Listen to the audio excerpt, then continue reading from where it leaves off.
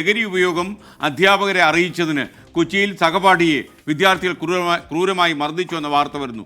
മർദ്ദിച്ച ശേഷം ഒറ്റുകാർക്ക് ഇതായിരിക്കും ശിക്ഷ എന്ന താക്കീതോടെ മർദ്ദന ദൃശ്യങ്ങൾ സമൂഹ മാധ്യമങ്ങളിൽ പ്രചരിപ്പിച്ചു. ദൃശ്യങ്ങൾ 24.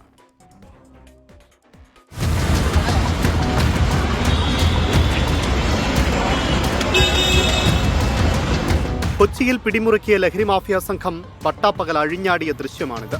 വിദ്യാർത്ഥികൾക്കിടയിൽ സജീവമായ ലഹരി മാഫിയ സംഘത്തെക്കുറിച്ച് ഒരു വിദ്യാർത്ഥി അധ്യാപകന് പരാതി നൽകിയതിനെ തുടർന്നാണ് മർദ്ദനം.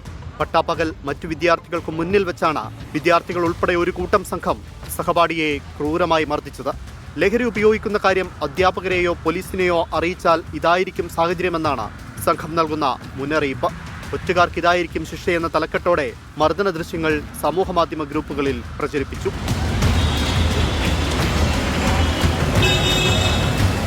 ഇതേ ഗ്രൂപ്പിൽ കുട്ടികൾ ലഹരി ഉപയോഗിക്കുന്നതിന്റെ കൂടുതൽ ദൃശ്യങ്ങളും പ്രചരിക്കുന്നുണ്ട്.